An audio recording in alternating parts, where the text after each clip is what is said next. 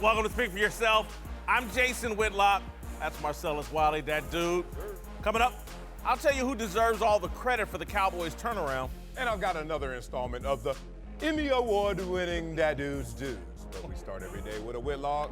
What you got today, big? In the 48 hours since the NFL game of the decade, the Rams' 54-51 victory over the Kansas City Chiefs, quarterback Patrick Mahomes has been the focus of much discussion.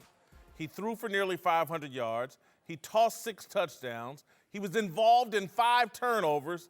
He likely lost the MVP race to Drew Brees Monday night. A tiny bit of shine came off the Magic Man. Rams defensive end Dante Fowler claims Mahomes was rattled late in the game. I know one person who was rattled Monday night, and it wasn't the Magic Man. It was Andy Reid.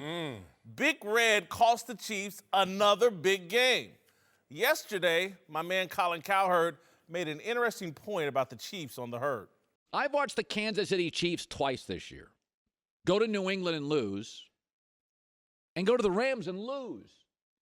And in both instances, my takeaway is I think Kansas City's better than New England and the Rams. The Chiefs are better than the Pats and the Rams, but they lost both games. Why? Because Bill Belichick and Sean McVay are better than Andy Reid.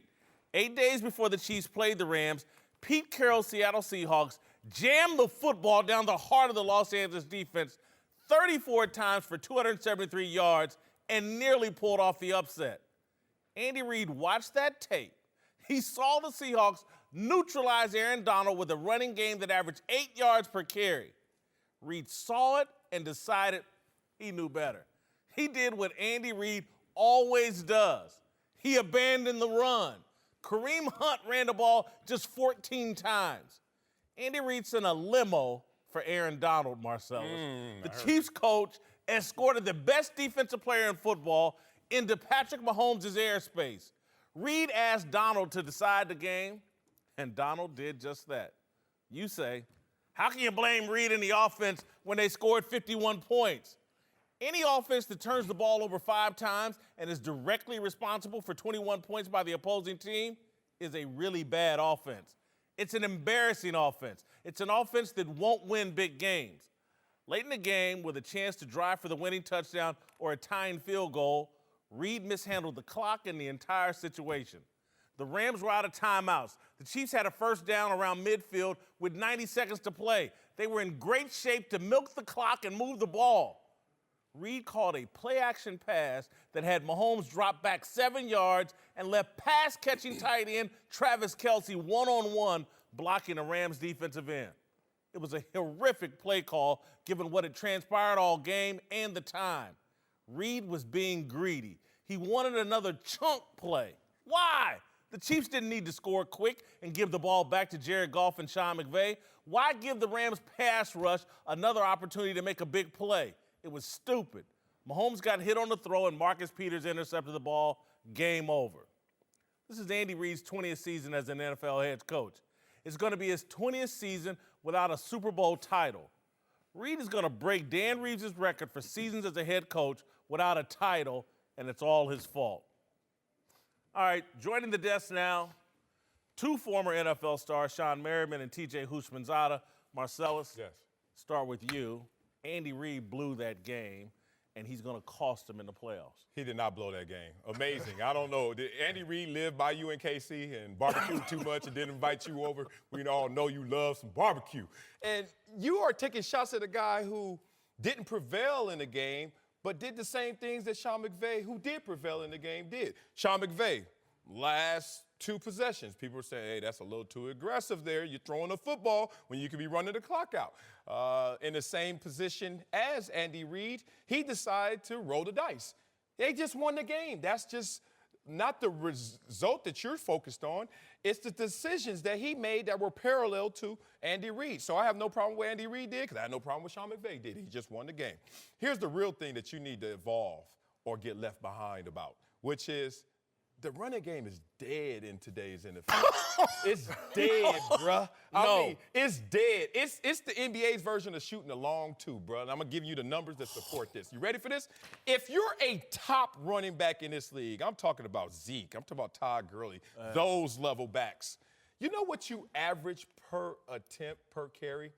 4.5 to 5.0 max. Right. Amazing. Do you know what the worst quarterback by yards per completion averages? Averages, the worst. Kirk Cousins, who's number 32. Know what he averages? 10.2. Right. Simple math, I say. You carried it two, you Wait a minute. I could be the worst throwing the football by average and still be twice as good as the best running back per attempt.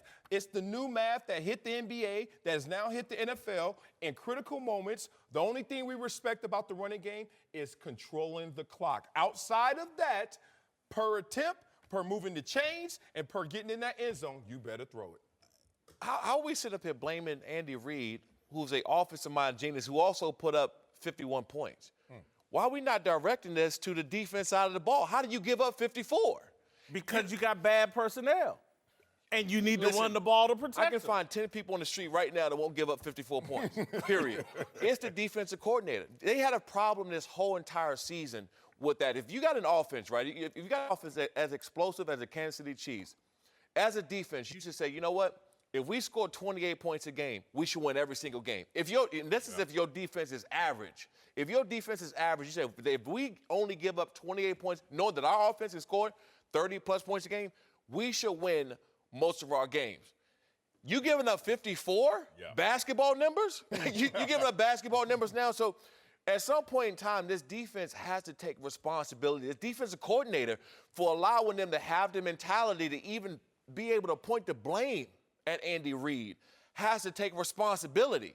These are times I'm watching, we sit back watching him like, man, I can get me 20 plays right now. I can play on this defense. Because they got nobody that's making any kind of noise on the defense side of the ball. Key to being a head coach, know your personnel. Bob Sutton, that's his name. Exactly. It's Bob Sutton's fault. And just like you said, the running game is extinct dinosaur. Yeah. Holding teams to 28 points, that's not happening anymore. You're not holding, not the Rams, these high-powered off. If you give up 28 points, you've done a great job. Say it. You're not stopping teams anymore. That day is long gone. You're not holding a team like the Chiefs to under 28 points. The Rams, you're not doing it. Hopefully, when Eric Berry comes back, he'll shore up some of that on the back end. A lot of it, communication. I'm wondering why, even Wade Phillip, why are you playing so much man-to-man? Yeah. Play some zone defense. You got a quarterback that's starting in his first year. Quit giving it easy, defined reads. Make them think. If you look at the last play that was an interception, it was a zone defense. I thought when he threw the ball, even if he didn't get tipped on his shoulder, it was going to be an interception. He was throwing in a tight coverage. But, DJ, I think you run man because of the rule change. So outside of 5 yards, I can't touch you. So let me get some tight man press coverage in those first 5 yards, have some combat, and maybe throw off the timing. That's all. You giving up so many yards and so many points. Me personally, Andy Reid is a great coach. It's easy, though, Jason, when you're moving the ball up and down the field to say, I'm not going to turn around and hand it to they were scoring points so easy. I can see when they were scoring so easy. What game of football or do y'all think? This is a new age NFL. I get it, but the running game still matters. And again, when you have that defensive personnel, when you've overpaid this Hitchens guy who couldn't tackle me, when you've overpaid him, you have to protect. You got to know your personnel and say, be like, hey, man, I can't put my defense out there again. Let me use Kareem Hunt. Let me march this ball down the field. They have no timeouts. There was a time you got to know when to hold them. Andy Reid always abandons the run. Are you playing for the tie or are you playing to win? No, you're playing to win. You score a touchdown with very little time left on the clock. They got greedy. They had the ball at the 50-yard line. You didn't dropping this dude back 7 yards after what Aaron Donald and them had done to him makes no sense. If you throw it quick at the very least. If you look at that protection, how Kelsey set up, Kelsey set up like the quarterback should have kept rolling and get out. So, He that's set what up Patrick that Mahomes- way, so that was some type of miscommunication, or doubt. Mahomes didn't roll You know all what the way Kelsey's out job misread. is? to catch the ball. To But catch the ball. They put him in a situation with a defensive end he should have never been But in that situation. His body position was such where it looked like Mahomes should have got outside of that. He was positioned that way. It just didn't work. You're going to keep changing this question until you get the right answer. What? Because, look, the thing about this is, are we going to blame Andy Reid? Absolutely not. Andy Reid was in the shootout. He said, I got bullets too, and we just going to go at it. You want him to say, oh, let's play conservative. Let's manage the clock right here in this situation. You can't do that because any time left given to the Rams in this high-powered offense, it's too much time. So you're trying to milk it, but at the same time, you got to just keep pace with what's going on. We just got on the freeway. That's the flow of traffic. It's the fast lane. You got to merge with that traffic and go as fast as it, and that's how they kept pace with the Rams. If I'm driving a Prius and the other guy's driving a Maserati, I'm not going to try to go as fast as that guy. I'm going to change. Hold You're on. calling them the Prius? I mean, what offense is the Their Prius? defense is a Prius, and it needed protection. They needed AAA? They needed protection. I can't believe y'all can't see this. Andy Reid and clock management and managing the game and abandoning the run has been his issue going all the way back to Philadelphia. He's the anti-Marty Schottenheimer. Marty Schottenheimer ran the ball too much. Right. Andy Reid passes the ball too much. If I had watched that tape of Seattle the week before and watched them just line up at every play, jam it down their throat, 8 yards per carry, and you don't want to give Kareem Hunt the ball They for down 14 13. times? They down there. They down That wouldn't 13. have, if they ran the ball, that wouldn't have got it done for. They had the lead late. Hey, you know what, though? It's hard. It's hard. How can you get on Andy? He scored 51 points. It's hard to complain. They gave up 21. They gave up 21. But that's what happens when you got a first-year quarterback starting. He's going to hold on to the and ball. you ask him to do too much when you could have handed the ball to he hadn't done Kareem too Hunt. much all year. Yeah. All year he was He's the been magic doing- man. Or He's the doing, possession before when he threw a 73-yard touchdown. You weren't Right. saying that's too much. Nope. Now all of a sudden, you know what? When you have a narrative, when you have a story, when you have a compiling of a resume against someone, it's easy to pick something like this, which is minute. I mean, you're talking about something so small, and it just attaches to everything else that you I have. like Andy Reid. Don't sound like it. Again, he's made a mistake. I'm going to call him out for it. He has a weakness.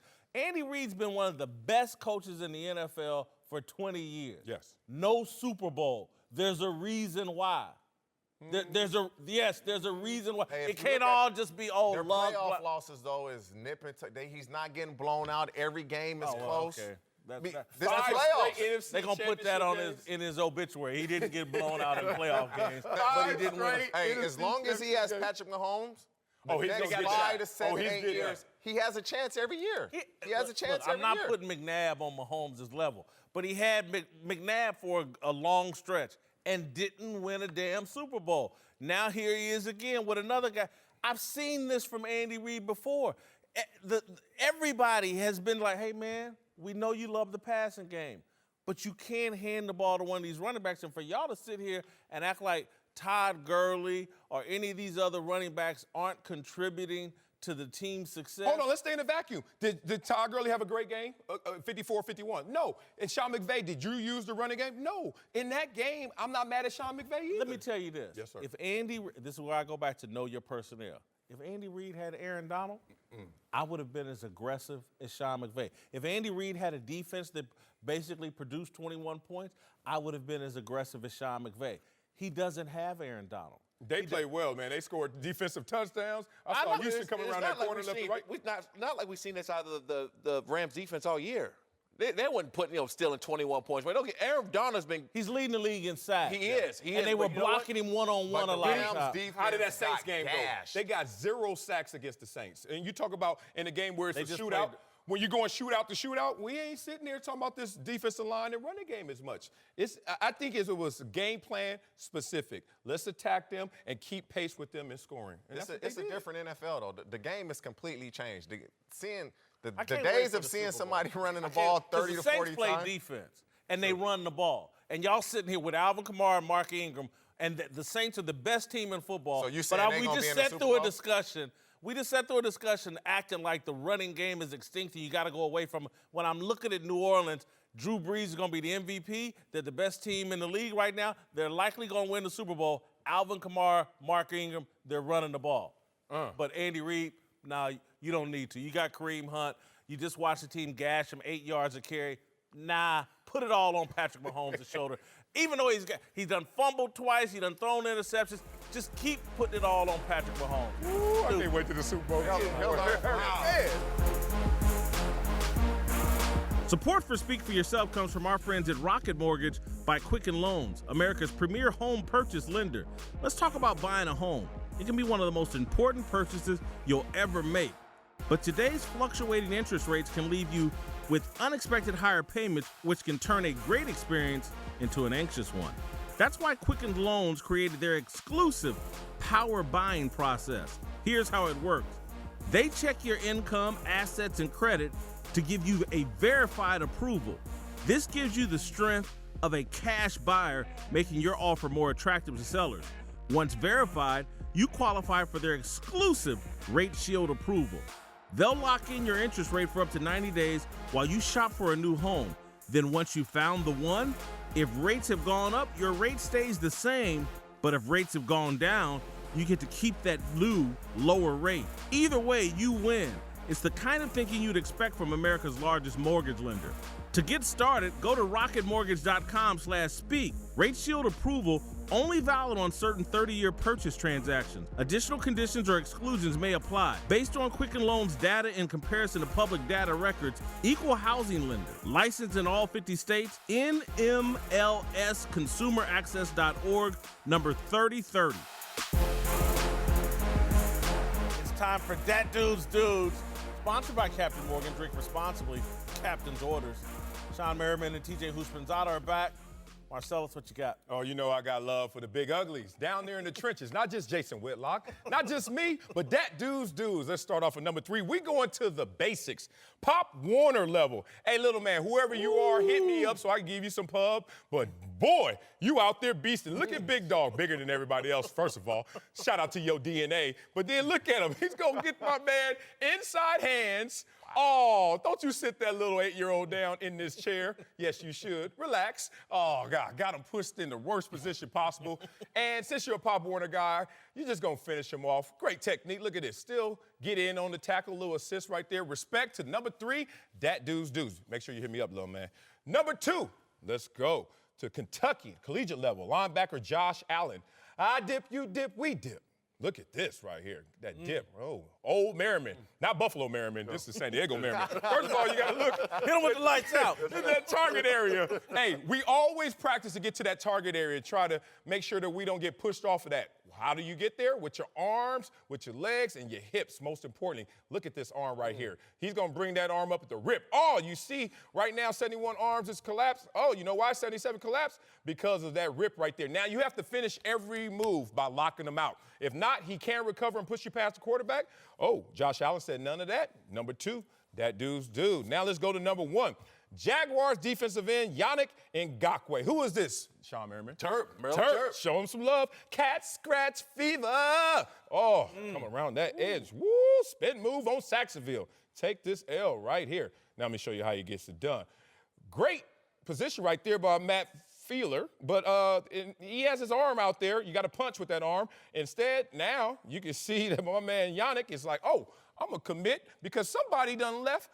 Oh, the inside open. So now the door is open to the inside. I'm going to commit by locking him out. Oh, and that arm. Remember I told you better punch him with it. If he's just out there, it's a target. He's going to collapse on it and once again locks him out. Ben Roethlisberger, take this L. Yannick, celebrate, brother. You're number 1 dat dude of the week. That was good stuff. Gotta get All it. right, time now for some big stories. Let's move to Green Bay, Yes, sir. where Aaron Rodgers today pledged to donate $1 million to the victims of the California wildfires. Rodgers, who is from Northern California, posted this video asking for support and donations. Take a listen. As many of you know, the California wildfires have devastated countless communities.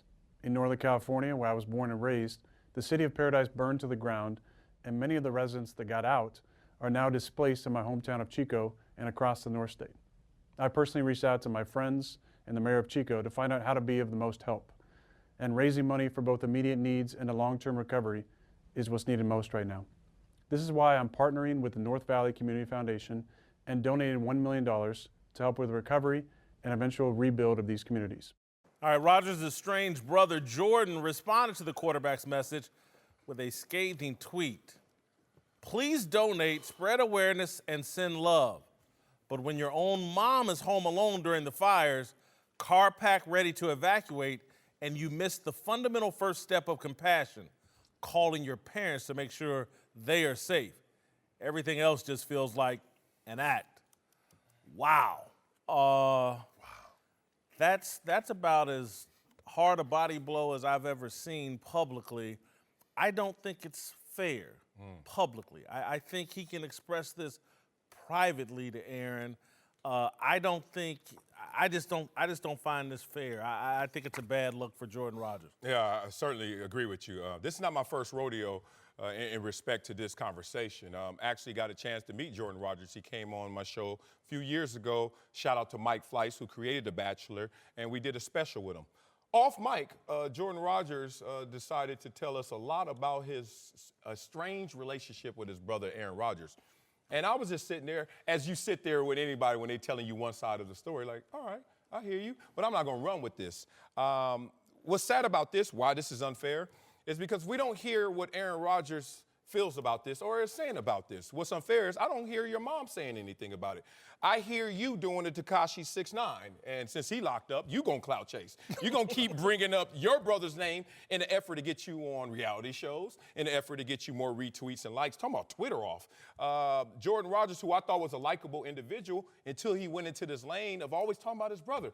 Look, being an athlete, being in the limelight, having more money than the rest of your family, this comes with the territory. There is somebody in my family, trust me, who is like rolling their eyes, side eye at me every time they hear my name, because I don't have it for you all the time. It's just that simple. I don't know what their dynamic is, but it sounds disingenuous when you continue to attack your brother in a public way and we don't see what's really going on privately. This is bad, man, and it's embarrassing. I think the one thing he's forgetting about is you're embarrassing your parents more than you are Aaron Rodgers. You're talking about your own son not calling you and checking on you and making sure that you're okay and your well-being is okay. So this is not really an embarrassment. I think that it's out there now that we know that they are feuding. He's talked about it on his reality show. He's talked about it in different publications. We've seen this already. We know they got a problem. The biggest problem is it puts your parents on the spotlight to answer questions like, hey, why is Aaron not checking on you guys when you evacuate? This is more of an embarrassment and a shot at your parents way more than it is Aaron Rodgers, and he should be ashamed because I've had this happen before too, especially when social media came out. Hey, we're gonna take a shot at him on Facebook, or we're gonna post a conversation we had to embarrass him. You're airing out the entire family business, which is a no-no. You can't do that. So it's more of a bad look on him than it is on anybody else. Something is going on between the brothers that Cut that money off. they just don't get along, and that's exactly what it is. And it's what you said. It's embarrassing. Like it feels like an act. Whenever you give $1 million of your own money, it's not an act. Like you care for the people because that's the environment you grew. Whenever you come out of your own pocket and say, I'm donating $1 million, it's not an act. You say, oh, well, she was at home by herself. And where were you? Yeah. She has 2 sons. Where were you?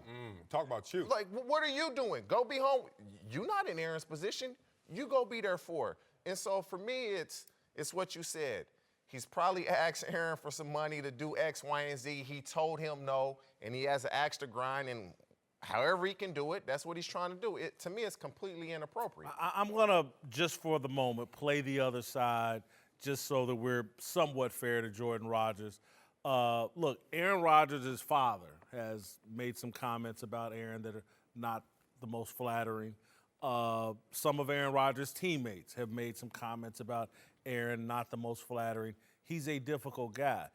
But what I'm uncomfortable with and is just because this guy is difficult and different doesn't make him a horrible person. He may be a bit socially awkward, a bit aloof and standoffish. That doesn't make him a horrible person. And I hear people say they had this or that issue with him as a teammate, whatever. When he steps on the field, the man balls out and helps his football team. And just because maybe he's not the most friendly guy in the locker room, so what? He has the right to be that different. And I think we're all sitting here saying that family issues are just very complicated. Yes. His feud with his parents may be justified for all we know. I'm sure there's two sides to that story. I'm sure he didn't wake up one day and just say, you know what? I'm going to dislike my parents. I'm going to disconnect from my parents. I'm sure some things had to have happened. It's what you said, though. For some reason, it always comes back to money. I got 2 brothers, and they're both younger than me. I talk to one of them all the time. And one of them, I haven't spoken to him in years, plural, years, because he's done something to me. And until he apologized for it, that had something to do with money. I'm not going to talk to him. But the situation, once he comes out in public and start attacking you, for one, you Aaron Rodgers, you already got everybody else attacking you anyway, from every different direction. Once your own family gets to that point, it's the absolute lowest you can possibly go at anything. You start to attack somebody else. You know he lives his life in the public eye. That's how he makes his money. That's how he makes his living. And you say something like that, it's the lowest thing. Disappointing. It's You know what's crazy? Because you expose the family dynamic, which we all know is sacred. Like, whatever happens here, we got you. But you're right. It's always a money-based issue. And here's the thing, if you're Aaron Rodgers, who knows to what extent Aaron Rodgers went to help his family. But as we all know, as patriarchs, enough's not enough. And then I got to a point with my family, I was like, look, I need a plan with this money. If not, I might as well light it up and just burn it, because I need to know, what are you going to do with these things? Some people took that seriously and said, I'm talking to a businessman. I'm asking him for something that's going to extend him. I'm trying to provide for my kids and have generational wealth. I'm not just trying to burn it after you because we share the same lineage. So you could be Old Testament, everybody with the same last name gonna eat. Or we could be New Testament, you gonna eat what you kill. Right. So I need to know this, and Aaron Rodgers is being put in a horrible position to have to defend something that he has gotten with his own talents and work ethic. I've had beef with Aaron Rodgers, so I get it. He can be a porcupine. He's hard to be around at times, but still, this is something separate. If you got a problem with him, Jordan, you need to exhaust all opportunities privately before you start airing it out in public. All right, let's move to Dallas and tomorrow's battle between the Redskins and the Cowboys. Dak Prescott called it a must-win, and it's not hard to see why. The 5-5 Cowboys are just one game back of the first-place Redskins, thanks to a turnaround by Dak. In his last 5 games, he's got 10 total TDs and only 1 interception. Question here is, who deserves more credit for the Cowboys' resurgence, head coach Jason Garrett or quarterback Dak Prescott? Easy choice for me. Dak Prescott playing clean football, cutting out the turnovers, being a little bit of a force in the running game, leading into some last-second drives. I'm still not sold on Jason Garrett. There was a play in this last game against the Falcons where on his punt, the guy hits the guy out of bounds. It's one of the dumbest penalties I've ever seen in my life. Look how stupid that is. Cost him 15 yards. Jason Garrett just clapping and pats the guy on the helmet as he comes to the sidelines. This is how he gets the nickname, the Clapper. There's no accountability. There's no. What coach wouldn't be irate about something that stupid? Not Jason Garrett, the Clapper. Just claps on the helmet. Man, look, rewarding him for his intensity, man. I love a coach who's like, look, I'm not going to give you the production of coaching, which is every time something goes wrong. Hey, man, you messed up right there, but respect your passion. Let's move forward. This is an easy question to answer, and you were on the wrong side of it. One of those mail-in questions almost. Like, we off for a few days. I can tell. We're just trying to get through the day's show with this question. The hell is Jason Garrett? The reason that they're playing great football right now is because of the running game and because of their defense. It's not because of Dak Prescott, who is playing clean football and playing good football. But look at Ezekiel Elliott and what he's been doing the last couple of weeks. You talk about 42 carries in Ezekiel Elliott. You talk about the most scrimmage yards in the last couple of weeks, 384. You look at what Ezekiel Elliott is doing with that defense. 7 of the 10 games that they played, 20 or fewer points by the offense that they played against. That's defense. That's running game. Dak Prescott comes after that. Jason Garrett has managed this situation on both sides of the ball to get optimal results. Yeah, I'm still not going with Coach Jason Garrett. I can't do it because I just don't see him as an elite coach at all. Wow. Second, it was a few weeks ago that Dak Prescott was asked to take on a challenge. Remember, he came up to the podium and he said, don't worry about it, we'll respond. he responded since then. He's taken ownership and finally a leadership role that they've been looking for the entire year. He's finally owning up to it. Jason Garrett didn't come to him and say, hey, I need you to step in that role. He took on the challenge. He publicly came out and said it. He didn't have to do that. And I think that that's what this team needed. They needed somebody to kind of step up where they can't point the finger anymore. They're not pointing the finger at Jason Garrett. Dak Prescott has taken over this team for the first time this entire year. And right now, with another win against the Redskins, they have the momentum. They're probably going to win that division. Man, me and Marcellus, we're in the same boat. It's Ezekiel Elliott wasn't part of the question, but it's Ezekiel Elliott and the defense. Yeah. Their defense is – they're going to be in every game. As long as that defense is playing the way they're playing, they're in every single game. The way they're running the ball, Dak Prescott is pretty much doing what he's done all year. They're winning games because Ezekiel Elliott is running the ball well and the defense. When you can shut Atlanta down the way that defense did, you special. Their defense is special. Ezekiel Elliott is doing a great job running the ball. So it's the defense and Ezekiel Elliott the reason they have this resurgence. The question was Jason Garrett versus Dak Prescott. If I had to choose There we go. one. Thanksgiving Day question. If I had to choose one, I'm going with Dak Prescott because he's the one actually on Okay, well, now let me get all three of y'all. Line up. Here we go. Take this L. They are 4-1 when Zeke gets over 100 yards. When Zeke gets under 100 yards, they are 1-4. It's Zeke. It's the running game. Wait. We just said it's either or. We're Jason Garrett. Okay, hold on. So it's Zeke first. We all agree at that. Yes. But that's not in the question. So then it's like, is it Dak or is it Jason Garrett? But then we said defense is second, right? Who controls offense and defense? Is it Dak? No, it's Jason Garrett who is out there saying. Linehan and Marinelli and Chris Richard. Hey, but somebody got to control them as well. The clapper. That's who's controlling the By clapper. default, look, I told you I didn't love the question because I'm stuck because I'm not trying to give all credit to Jason Garrett, but I certainly can't give it to Dak Prescott, who you said has been pretty much the same guy, an uptick since he got Amari Cooper, Yes. respect to that, but still no extraordinary production from Dak. So I say by default, I got to go Jason. For me, I'm not giving Jason Garrett any credit until he wins a postseason game. If they and look, the NFC East is such a mess, they're probably going to win the NFC East. Well, you going to Dak? No, he needs to win another one. Well, that's messed up, man. That's closed-minded of you. He's been there a long time, and I believe he's had good personnel. People love to beat up on Jerry Jones, but I actually believe he's provided good personnel. The guy needs some postseason success. Winning the NFC East won't do anything for me. Winning a postseason Man, game. the way the NFC East is set up this year, it's here you go, Dallas. Just take it. It's being handed to him. Alex Smith gets hurt. The Eagles can't play. The Giants, here you go, Dallas. This is a perfect season for them. And it's going to be perfect for their confidence. Like, Dallas is going to be scary. Ezekiel's going on record saying, we're that type of old school mentality team that you don't want to see come postseason. Andy Reid Yeah, they run can the run the ball. ball. Yeah, and get beat 54-20. Because you're going to see the Saints or somebody. Yeah, It's over, bro. We're joined now by Fox College football analyst Joel Klatt. Let's move to Columbus. And Saturday's big college football matchup on Fox, number 4 Michigan versus number 10 Ohio State.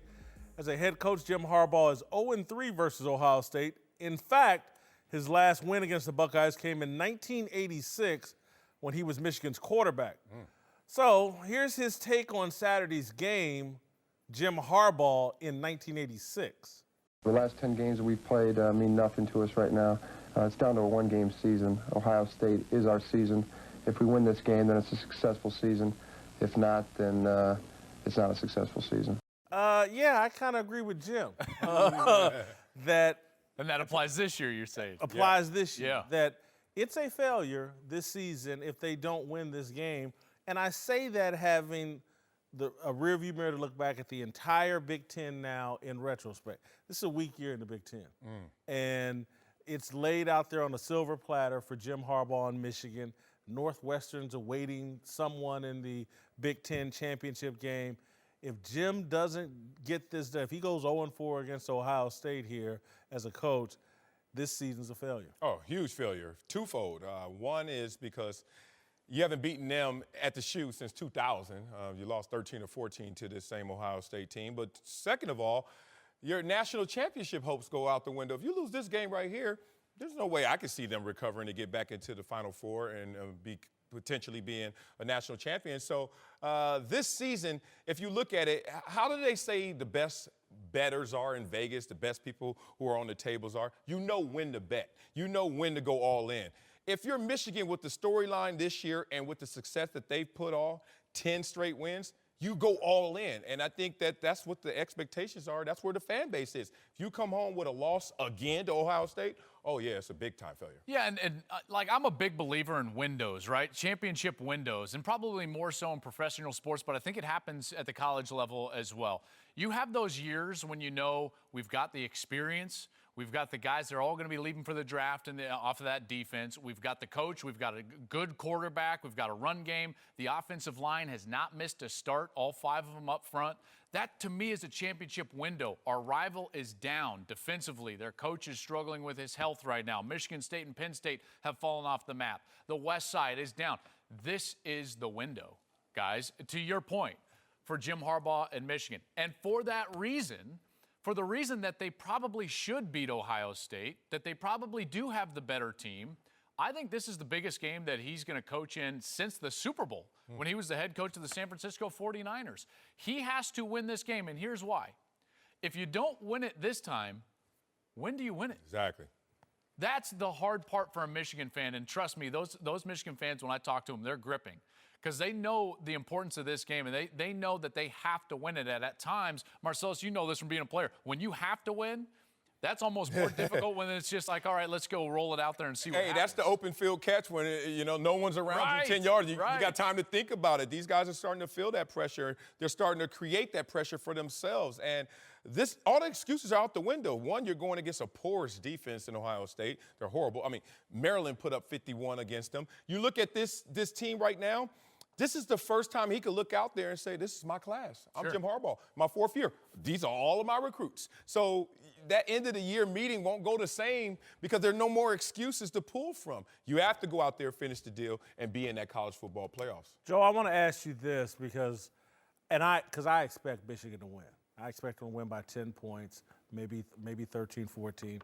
But I'm concerned and I'm worried when they get into the playoffs, because the Big Ten is so weak, I'm wondering if we're overvaluing Michigan. Can they compete against Alabama, Clemson, Georgia, the elite teams, and the Notre Dame, the elite teams in the South? Yeah, I mean, that's a good question. I think that the same question could be posed to Clemson because of the weakness of the ACC. I think that the ACC is actually weaker on a whole than the It's not Big Ten. the same, though. We've seen Clemson in the playoffs That's have true, success. because they've proven it at the top level over the last few years. And I get your sentiment. I would pull the ripcord on that. Rather than look forward for Michigan, I would just look towards Saturday. And here's the reason. After everything that we said, which is all true, this is still the best offense that they've played all season long. And Dwayne Haskins is still a guy that last week 3 different times had a 14-point deficit and brought his team back and back and back to the point where he was running for multiple touchdowns, and he's not even a running quarterback. He's thrown for 400 yards 4 different times this year. This guy is an elite passer with a veteran group of wide receivers. This is not a shoo-in for Michigan. There's a reason why it's still under a touchdown in Vegas right now, and the reason is that even while we've seen Ohio State struggle, what we have seen them do well is something that Michigan hasn't seen yet. They have not seen an offense like they're going to see in Columbus on Saturday. So I'm not saying that it's an end-all, be-all. I will say, like your point, though, go ahead. of staying on this game, because Ohio State started the season in chaos, and I don't know if that chaos has ever really gone away. And so I think Ohio State's personnel may be better than their performance, and this may be the first Saturday where they actually have the focus, the energy, the motivation to actually give their best performance. A couple of things on the personnel, in particular on defense, because Marcellus, you brought up their defensive struggles, and you're right. I mean, they've struggled mightily on the defensive side. You know that they've lost 15 players in the last 3 years in the top 4 rounds of the NFL draft? That's a lot. Now, I think that Alabama has ruined our expectations about how teams just can reload and reload and reload, because that's a lot of players. You also remove Nick Bosa from that. That's 16 players that are top 4-round players over the last 3 years. I don't think Ohio State's personnel is actually what we think it should be. Everyone says, like, oh, they're talented, they're talented. Their linebackers are not very good. They're out of position a lot. They're young in the secondary, in particular at safety. That's where you see a lot of missed tackles and missed coverages. So that's what's going on with Ohio State from that standpoint. And then the last thing I would say for the Buckeyes is and this is an unfair deal from all of us, including the playoff committee. I think that we are evaluating Ohio State on what we think they should be versus what they are. They're still a 10-1 team that has fought and scratched and gotten to this point. All right, we view Washington State very differently. Why? Because we don't have this mountain of expectations behind our evaluation of that Washington State team. We can't say, boy, they laid an egg that night at USC when they blew a fourth quarter lead and lost that game when they shouldn't have. No, we say, man, isn't it great with Gardner Minshew and that mustache? So Ohio State right now is in some degree a victim of their past success. And that's how we evaluate them moving forward. But this team is not in that same mold, which is why I give you that NFL draft stat and just talk a little bit about their personnel. All right, to one of the hottest coaching rumors out there, it's no secret that Clay Helton's days as USC's head coach are numbered. That means a lot of potential replacements are being discussed, including Penn State head coach James Franklin. Of course, when Franklin was asked about switching jobs, he said he was focused on Penn State's next opponent, Maryland. All right, I think this is a no-brainer decision for James Franklin. If he's offered the USC job, you got to take it. And Penn State's a great job, but Penn State, to me, for at least the next 20 years, is still going to be Joe Paterno University, and that's what you're going to think about. You come out here to USC, he can come out here and be a savior, restore the luster that Pete Carroll had the franchise, the school, the program under.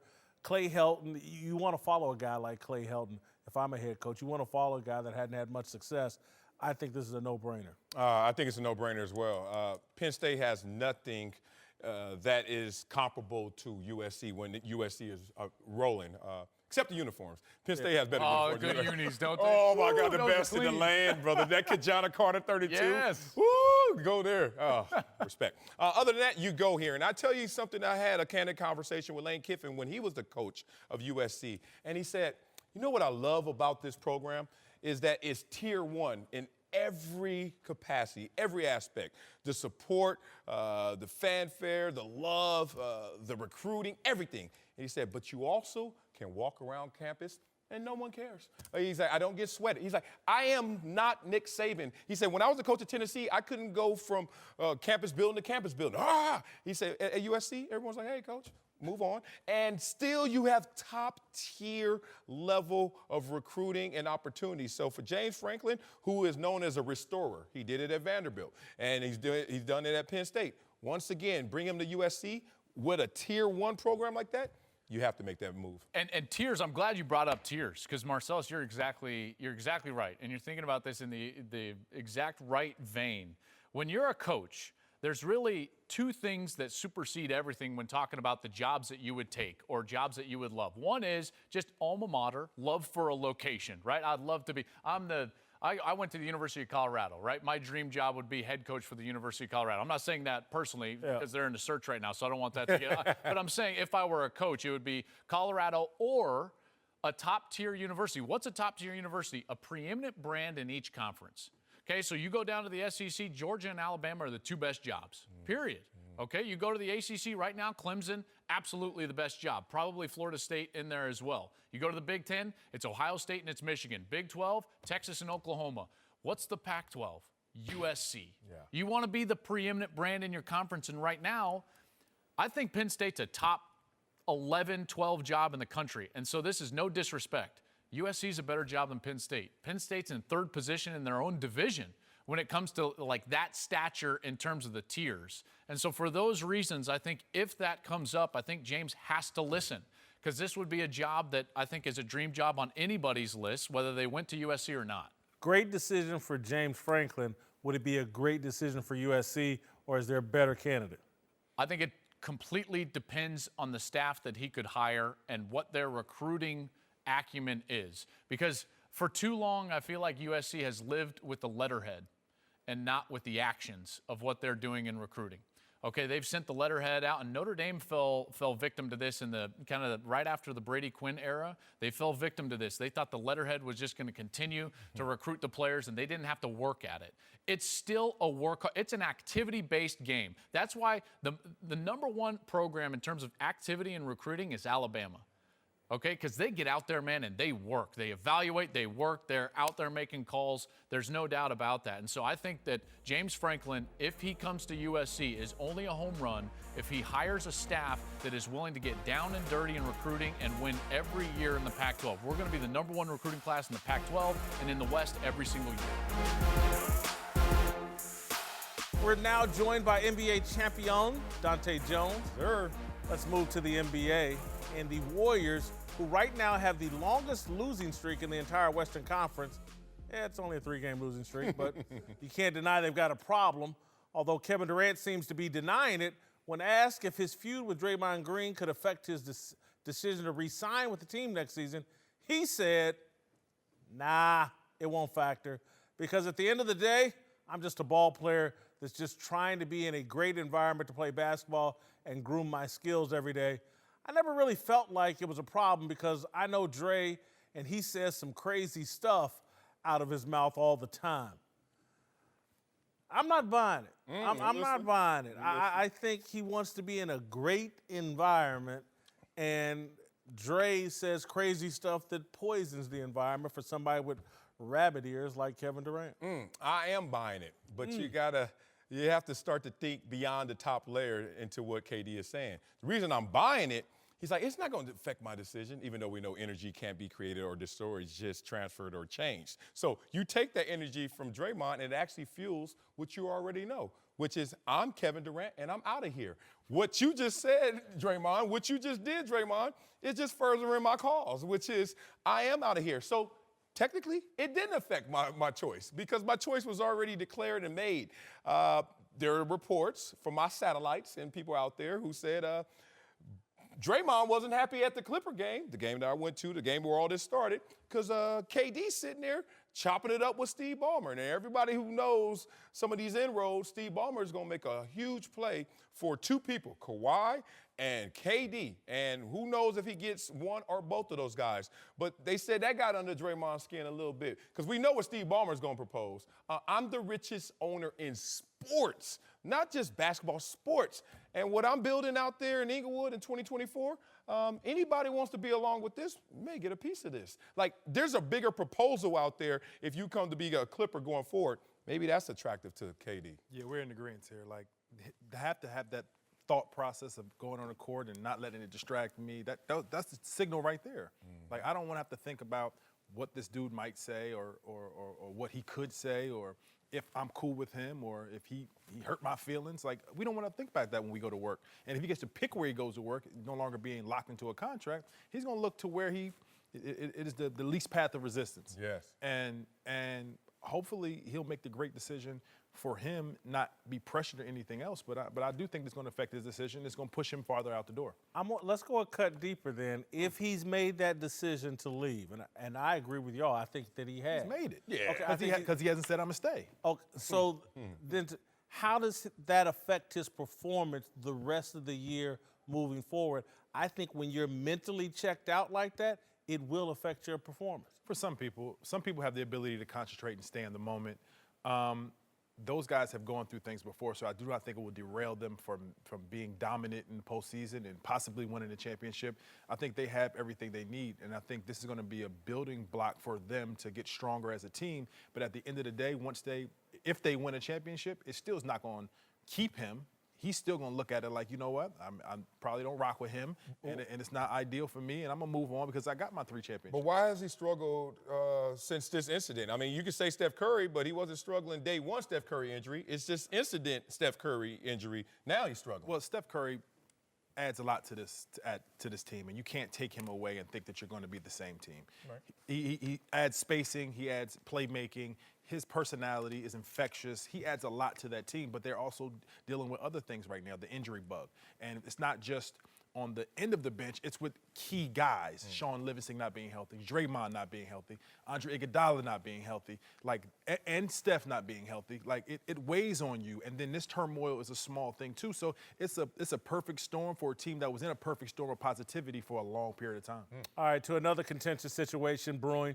Tonight, LeBron James returns to Cleveland for the most overhyped game in the history of NBA regular season. He returns with the Lakers. Curious to see how the Cavs fans greet LeBron. Cleveland's George Hill weighed in on that subject. He said, quote, if you boo LeBron, you're a word. We can't say it on television. I don't like questioning fans. Why? Because they're fans. They pay You to question players, question fans. Fans ain't getting paid millions of That's dollars. on them. Fans buy the tickets. Oh. They support the players. So If you get they a wanna- license to ill. You got a license to boo. Okay, respect that. I'm a huge Pacer fan. One of my greatest memories as a child, I was like 17 years old. I went to the NBA draft party we threw, and I cussed out Donnie Walsh from up in the stands. That's one of your greatest That's one of my memories. greatest memories. Positive. Because we didn't take Adrian Branch in the second round. I was upset about that. So anyway, fans can do what they want. I just learned that. Look, I have a memo to fans. It's two layers of this. The first layer is booing ain't really affecting a grown man like y'all think. Like, I hope, look, you boo me, I'm just like, there are 20,000 people sitting around here saying boo, like Casper somewhere, boo. Like, I'm laughing at that, one, inside. But I'm gonna play the game with y'all. Here's the other layer that fans have to understand. If you're really trying to get to me, the most negative energy you can give me is not booing, it's apathy. Because I've been there before. When you run out and they say your name and you hear crickets, uh-oh, what's wrong? Hello, am I good? Am I balling? Do they understand this? Especially when you're on the road, especially when you go back to your old place. I went back to Buffalo, went back to San Diego. I've been there when they didn't say a word. Introducing Marcellus Wiley. Then I've been back to boo, and I'm like, oh, yeah, I'm the man. Oh, yeah, I got y'all. I'm under y'all skin. So, fans, if you really want to get to them, apathy is the best way. You're absolutely correct, because the booing can actually fuel something and create a performance which we've never seen before, because he is rolling right now. But I think Dan Gilbert is leading this charge right now, and he's leading more with love, with grace than last time, because he was leading with negative comments. There was no championship. He thought LeBron quit. He had all this stuff to say about a guy because they felt abandoned. They felt like, you just left us standing here. But now you come back in this situation and you have the school, you have the championship, you have 4 finals appearances. The fans are in debt for what he's brought to that city on a basketball level, but for the economy of the city. Cleveland's a different place right now, and it's a great city right now, and it's budding with a lot of different businesses and things around, and it's a great place to play right now. So I think it's a total different scene than when he left for Miami and when he's coming back now. Look, if I were a Cleveland fan, I would applaud. But if I'm sitting next to a Cleveland fan that's booing, I'm not mad if that's the way they feel. I get that. I'm not mad. I'm not going to cut somebody off and say, oh, man, show some appreciation. Like, do you? But at the same time, I'm really trying to respect, like you said, they're in debt. Their economy. No, they're not in debt. They're in debt. No. They're not in debt. They are in debt, because for a small city to get a championship and have all those memories, a parade, like in debt. Like that parade was different than any other parade. There were no guardrails. Yeah. They didn't even know how to have Where's a your parade. championship, Indiana? Where's the championship? Look, So in Indiana, if you I had feel LeBron- like I'm in debt to Reggie Miller. Stayed and played 17 And LeBron years. gave more to 17 years. Didn't put us on a yo-yo string. I'm off to Miami. I'm off But to you LA. don't have that championship You in don't. your trophy went to the case. finals. You don't have We those went to the pictures. finals You don't with have Reggie. that confetti. It's awesome. We're going to let Dante get 4 of away. those. We're going to let Dante They've get away been with to this. 4 of those finals. Hold on, hey, Oh, you went to the finals This is once, the most huh? colorful set in the history but of why that television. color? Thanksgiving, not Christmas. You know what I'm saying? I just We had got to it go. all. You can. This show really got black today. We got colors. My father's up in heaven like, damn, that's it. That's popping right there. Time to get antisocial. Our main man, Darnell Smith, is in the house. Oh, look at representing. Our social media man of the Friday Big State Championship game, Warren Central versus Carmel. Going down. Carmel, All huh? the marbles. The suburban kids, huh? All the marbles. I better beat up on them kids. Dub C got versus to. Carmel. Why are you drooling over there? What's up with the bacon neck? The Bacon neck spots? Are you that Here you excited go. for Friday? Yeah, I'm very, yes. That's what it is, Marcellus. I'm excited. Y'all Excited to get home, get some mama's cooking. All about to right, tear it up. Darnell, Nice. what's happening in them Twitter streets? Yeah, we're going to start off with Steph Curry, who's been out with a growing injury, but using the time to get some work in as a tattoo artist. Steph actually inked his autograph onto his tattoo artist's leg. Man, this dude must be a huge fan of Steph's to let him tattoo his leg with literally no experience. Huge. So, fellas, I mean, would you let your favorite athlete tattoo their name on your body? I'm an anti-tattoo guy. And I don't have any tattoos. I don't like tattoos. I'm an anti-tattoo guy. But you like that one earring, though. I do love the one earring. That they won. I'm just not and hold on, is this Steph's tattoo artist? Yeah, it's his personal Does tattoo Steph have artist. tattoos? I didn't even know that. Yeah, he does. He has the one that kind of look like arrows where the ball should go when he shoots from threes, stuff like that. No, I'm not putting Deion Sanders or Carl Lewis or John Elway, Eric Dickerson. No, I'm not doing that. But I do have 2 tattoos. I have one a wild style. I was at that age, had a little money and freedom. And then I got my daughter. But my other kids ain't getting on me. I'm done with these tattoos. Sorry, MJ, you just nothing on me. Oh, nope. man. All right, Darnell, what's next? All right, man. So I thought you guys would like this one. With all the negativity going on online, I found this positive clip of a football player here. Take a listen. This your ticket out of here, bro. You hear me? You hold your head about this is your ticket out of here. I don't care what nobody say, but you hear me? I don't care what nobody say. Everybody's gonna doubt you, but you got it. You hear me? You got it, bro. You got it, dog. Get out of here, you hear me? I promise you, dog. When everybody was doubting you, I told you, I said, my little brother gonna be blind. I said, the end of the year, it's gonna be 5, and I told you that from day one. I love you, little bro. That's on everything, but next time, brother, I can make a game out here for you, bro. I swear to God. I swear I'll be here for you, bro. You come here, you show your tail off, you hear me? This your team, now like this is your team. Love it. Yeah. Love it. Yeah. I love it. We need more of this. And again, this is one of the things I love about football, man. It's people's way up and out. And you know, we want to beat up on football as too violence, too this or that, but it builds bonds like that. It does, man.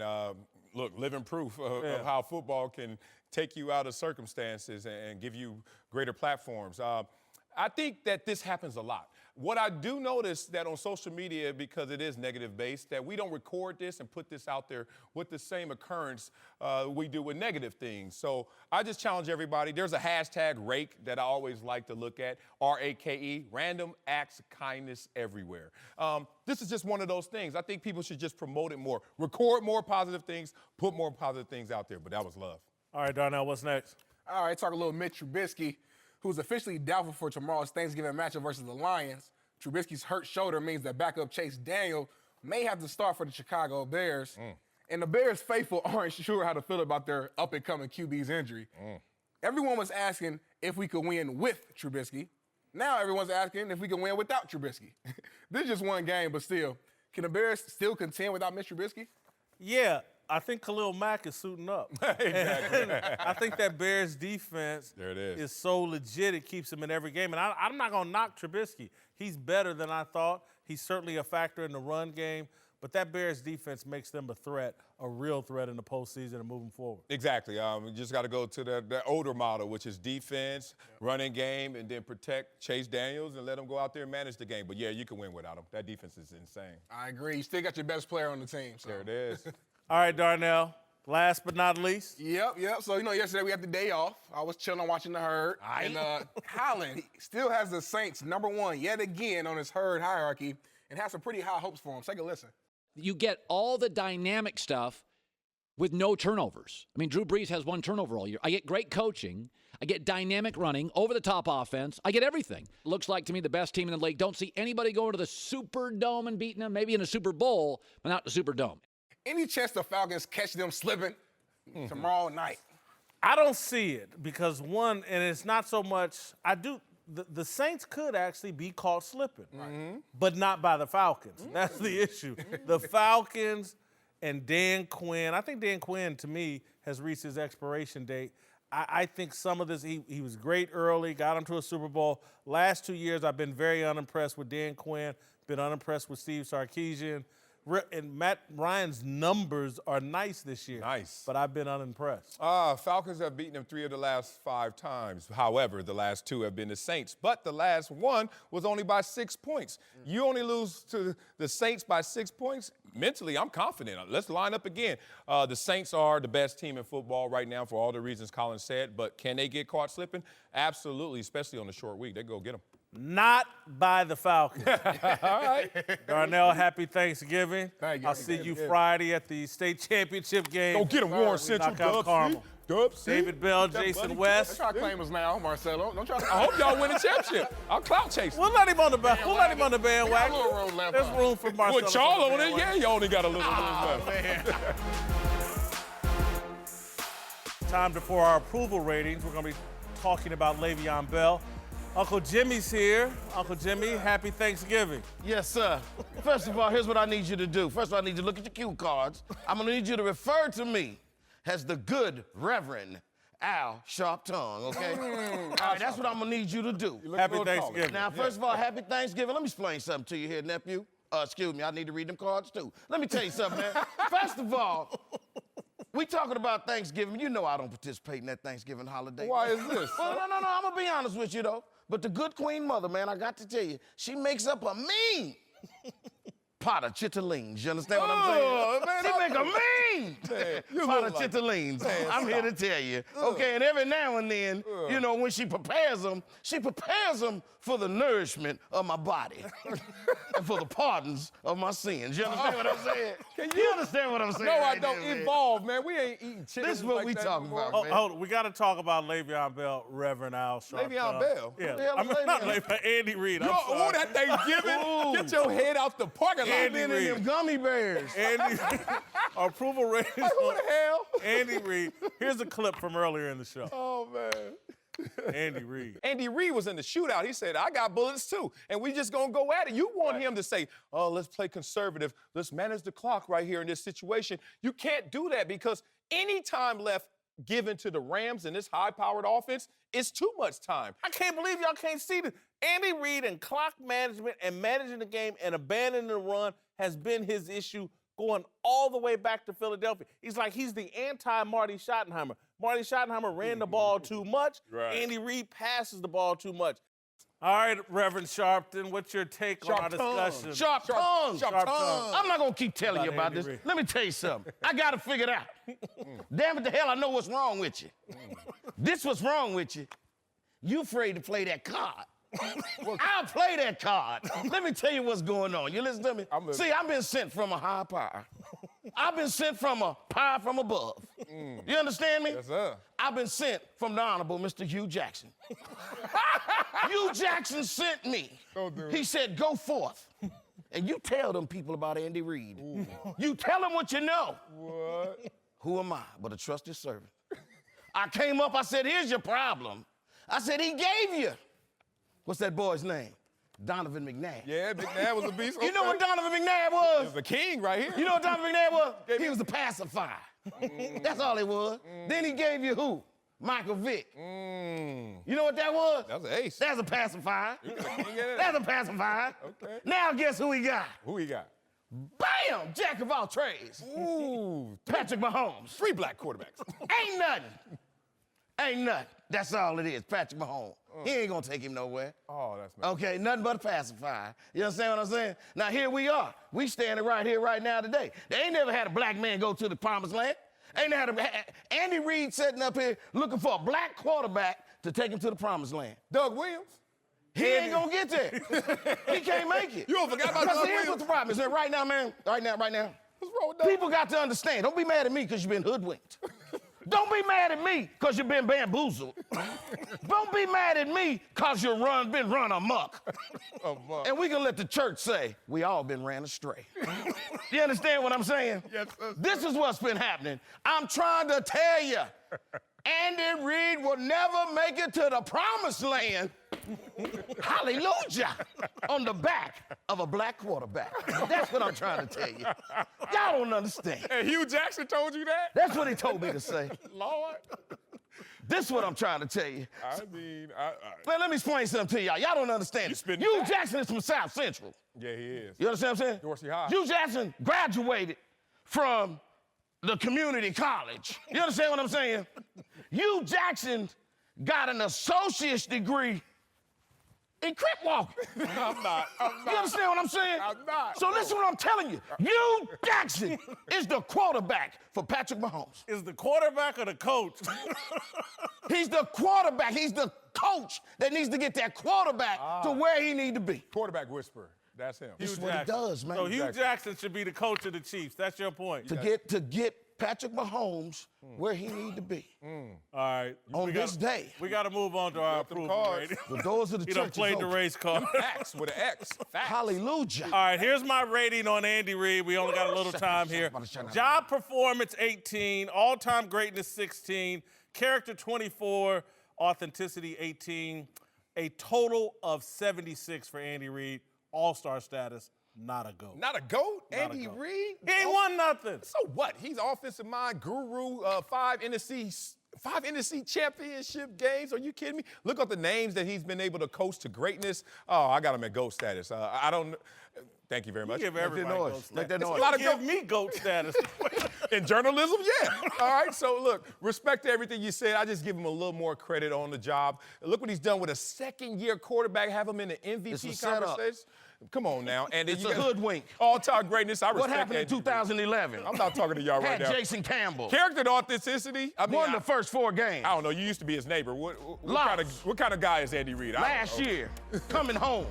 Black Happy quarterback. Thanksgiving, everyone, Turns the team to the including blacks. Reverend Al Sharptongue.